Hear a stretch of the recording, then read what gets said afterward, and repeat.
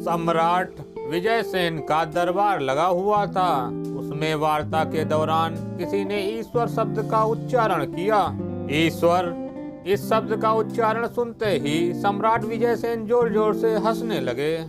हंसी के थमते ही वे कहने लगे, भगवान कायरों, आलसियों और शक्तिहीनों का आश्रय है। मैं उसे नहीं मानता। मेरी शक्ति सर्वोच्च है, मेरी सत्ता सर्वत्र है।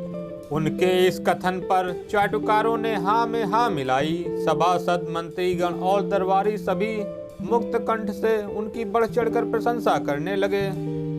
दरबार में रहते हुए भी राजकवि सौमित्र इस चाटुकारी और चापलूसी से दूर ही रहते। सौमित्र महाकवि थे।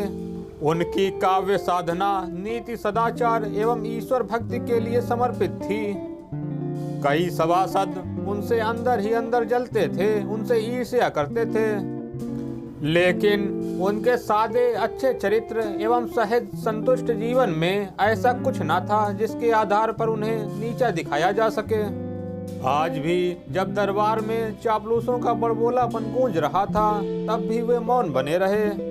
उन्हें इस तरह चुप देखकर सम्राट विजयसेन ने पूछा, लगता है राजकवि को हमारी विजय की प्रसन्नता नहीं हुई। राजकवि सौमित्र ने हाथ जोड़कर कहा, ऐसा कैसे हो सकता है महाराज।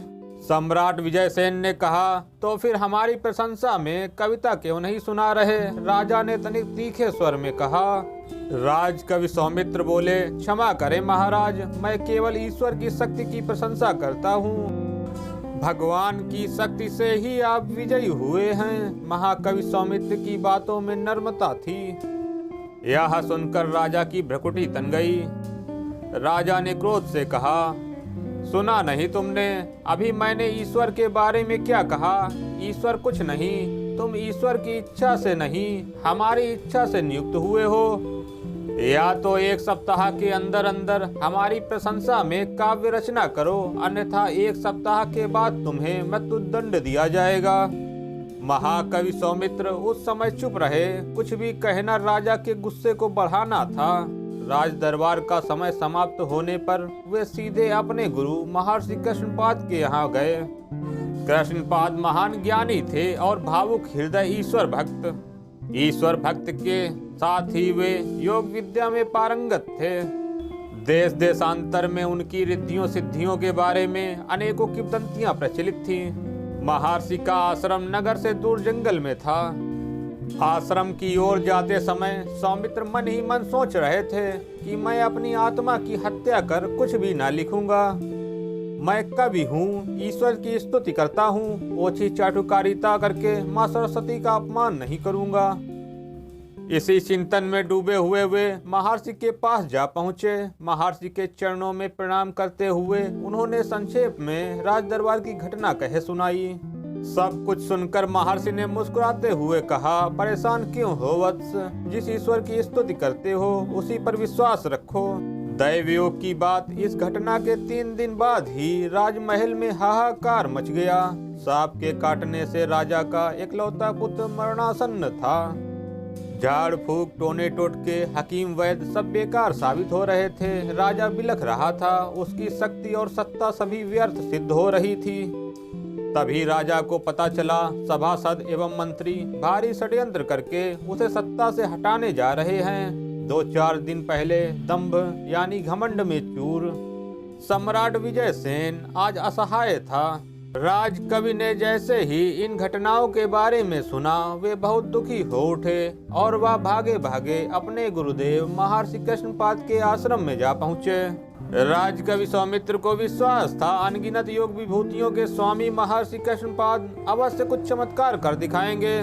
महर्षि सारी बातों को सुनकर एक बार पुनः मुस्कुराए और शांत मन से राजकवि सौमित्र के साथ राजमहल की ओर चल पड़े। राजकवि को देखते ही राजा बिलख पड़े।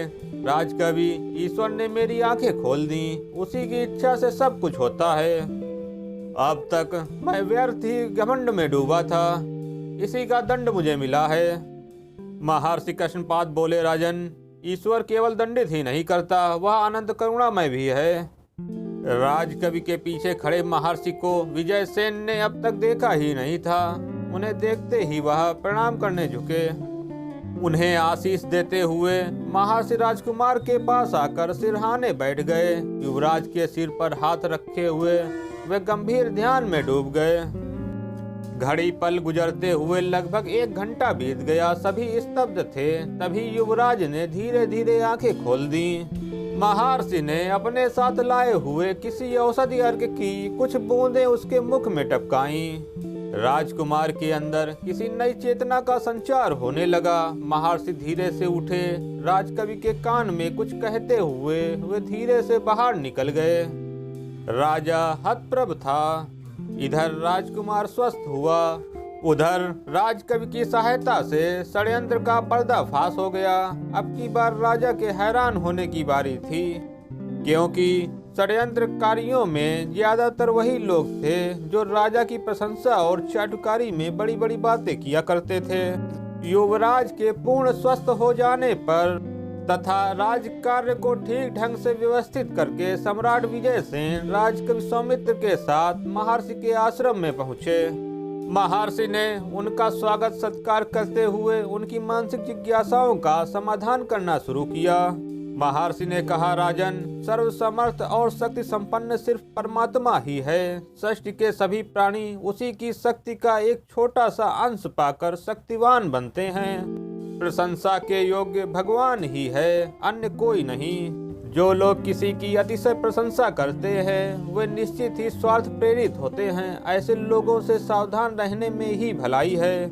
महर्षि के इन वचनों से सम्राट के विवेक चक्षु खुल गए।